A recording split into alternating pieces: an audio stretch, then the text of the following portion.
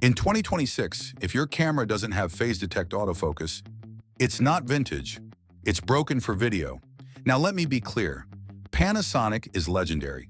Their codecs, absolutely insane. Their in-body stabilization, industry-leading. Their cameras are built like tanks that somehow record cinema-quality footage. But for years, they had one fatal flaw that ruins solo video. And today, I'm calling out 3 Lumix cameras that look like amazing deals on paper, but will absolutely sabotage your footage. If you shoot video, especially solo, hit subscribe right now. This channel exists to save you from bad gear decisions, because the difference between a good purchase and a disaster isn't always obvious until you're staring at unusable footage at 2 in the morning. Welcome to Alt Buzz, where we don't care about nostalgia. One, we care about footage that actually works. Let's dive in.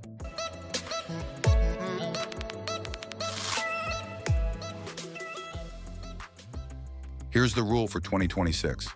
If it doesn't say phase hybrid autofocus on the box, you should not be buying it for video, period. And starting at number 3, this is where Panasonic marketing gets dangerous. At number 3, we have the Panasonic Lumix G100D. This is a vlogging camera that physically cannot vlog. Let that sink in for a second. This camera is marketed directly to beginners, social media creators, and vloggers.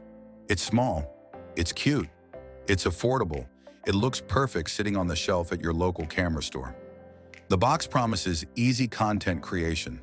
The influencers in the ads are smiling, holding it at arm's length, creating beautiful travel content. But here's what they don't show you. When you shoot in 4K, the camera introduces a crop, not a small one, a noticeable one. But wait, it gets worse. Because the G100D has no physical in-body image stabilization, you have to rely on electronic stabilization. And electronic stabilization adds another crop on top of the existing crop. Stack these 2 crops together, and you get an absurdly tight framing that makes vlogging at arm's length nearly impossible. Picture this. You extend your arm, you frame yourself, you hit record, and what you see is your nose, your eyes, and maybe your mouth if you're lucky. Your forehead? Cut off. The beautiful background you traveled to capture? Gone. The environmental context that makes vlogs interesting? Doesn't exist. You're left with a claustrophobic frame that looks amateur at best and unusable at worst. And if that wasn't enough, there's no headphone jack. Beginners can't monitor their audio. The one thing new creators struggle with most, and Panasonic removed the tool that helps them learn. This isn't beginner-friendly. This is beginner-hostile. If a camera fails its primary job this badly, imagine what happens when it almost works. Want something better? The DJI Osmo Pocket 3 gives you stabilization, a wide field of view, and 0 setup friction. Or grab a Sony ZV-E10 Mark II for interchangeable lenses, reliable phase detect autofocus, and real vlogging ergonomics. Either one will actually let you vlog. The tragedy here is that Panasonic clearly understood the assignment. They knew beginners wanted something lightweight and affordable. They knew social media creators needed simple operation. They even designed the menu system to be approachable. But somewhere in the product development cycle, someone made a critical miscalculation about sensor size, crop factors, and real-world usage. The result is a camera that looks perfect in marketing materials, but falls apart the moment you try to use it for its intended purpose. And that's not just disappointing, it's a betrayal of trust for creators who believed the marketing and invested their limited budget into this system. Now let's talk about the most dangerous word in camera marketing: legendary. At number 2, we have the Panasonic Lumix GH5 Mark II. This camera survives purely on its name. The GH5 changed video history. It was the camera that proved mirrorless could do serious professional work. Filmmakers trusted it. YouTubers built entire channels on it. The name carries weight. So when people see GH5 Mark II, they assume it's modern. They assume Panasonic upgraded the autofocus. They assume it's ready for 2026 workflows. They're wrong. The GH5 Mark II still uses Depth From Defocus autofocus. No phase detect upgrade. No meaningful improvement over the original GH5 when it comes to continuous autofocus in video. It still pulses, it still hunts. Gimbal shots break the tracking. Fast-moving subjects confuse it. And in 2026, that's unacceptable. But here's the real problem. The value proposition has collapsed. This is a micro Four Thirds sensor camera being sold at a price point where you could buy used full-frame bodies. You could get an APS-C hybrid like the Fujifilm XS20 that will outperform it in almost every scenario. The GH5 II isn't a bad camera. It's overpriced for its era. This camera made sense in 2017, before autofocus reliability mattered. That era is over. If you want what the GH5 II promised to be, buy the Lumix G9 II instead. New 25 megapixel sensor, insane in-body stabilization, and crucially, phase hybrid autofocus that actually works. This is the real GH series continuation in spirit. This is what Panasonic fixed, not the GH5 II. What makes this especially frustrating is that Panasonic had the opportunity to make this right. When they released the Mark II, they could have included phase detect autofocus. The technology existed, other manufacturers had already implemented it, but instead they relied on the GH5's reputation to carry sales while making only incremental improvements to video specs that most users wouldn't even notice. It's a classic case of coasting on legacy rather than innovating for the future. And in a market that moves as fast as cameras do, that's a fatal mistake. The GH5 II isn't just outdated. It was outdated the day it launched. If this video is saving you money, subscribe. You don't want to miss the gear you should actually be buying. And for full buying guides, detailed comparison charts, and deep dives that go even further than these videos, check out our website at altbuzzmedia.com. The link is right below. If you want early access to content like this, bonus breakdowns and exclusive behind-the-scenes reviews, the $5 membership keeps this channel independent.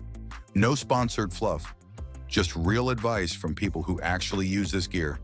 Now we reach the most painful one, because this camera is almost perfect. And at number 1, we have the Panasonic Lumix S5. This camera produces beautiful footage, right up until it destroys the shot. Let me acknowledge the strengths first because they're real. Full-frame sensor, 4K 10-bit internal recording, V-Log, excellent dynamic range. The colors are gorgeous. The image quality is stunning for the price.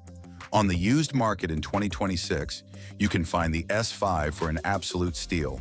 It looks like the perfect entry into full-frame video. And then you hit record. The fatal flaw is depth from defocus pulsing. Let me explain what DFD actually does. It's a contrast detect autofocus system with predictive modeling.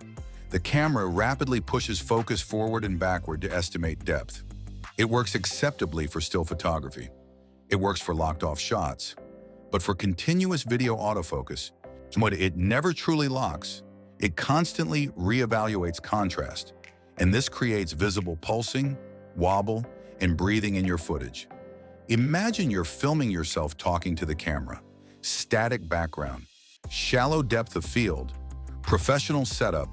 You hit record and the background starts breathing. Even though you're not moving, the autofocus is constantly adjusting, searching, pulsing. It looks amateur. It looks broken.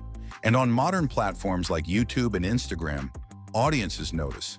Now imagine you're doing interview work, client project, high stakes, you're mid-sentence, and the eye detect drops. The camera hunts, the shot is ruined. You have to do another take, and another, and another, because you can't trust the autofocus. Here's the bonus pain point. The S5 has noticeable HDMI lag when using an external monitor. So the usual escape hatch of just switching to manual focus becomes harder.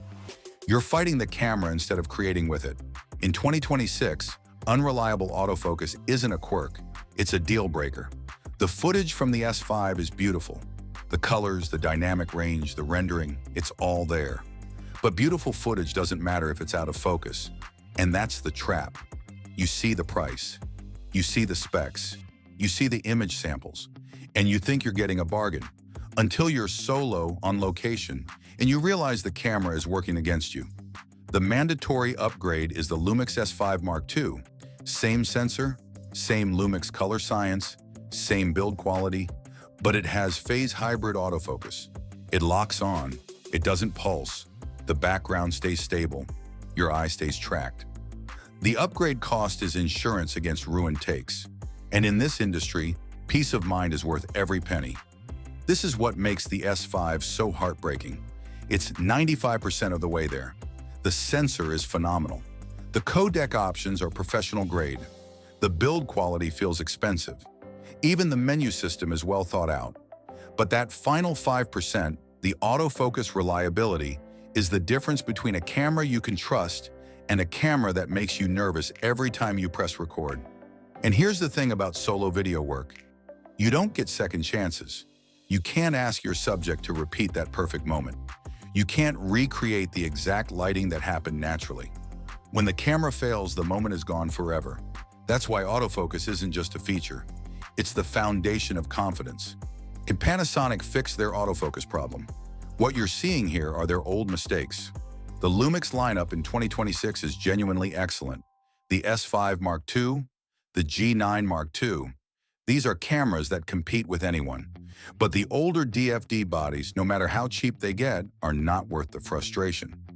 Buying a DFD Lumix in 2026 means more retakes, less confidence, and worse solo footage. So here's the rule one more time. If it doesn't say phase hybrid autofocus, leave it on the shelf.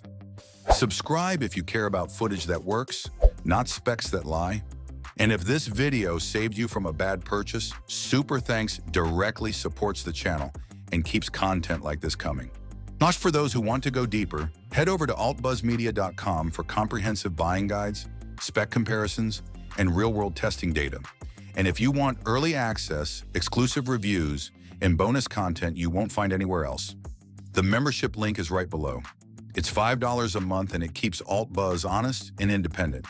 In a world of hype and nostalgia, we choose clarity. In a sea of specs, we choose workflow. Because the best camera isn't the one with the best heritage. It's the one that doesn't fail you when it matters most. This is AltBuzz. We'll see you in the next one.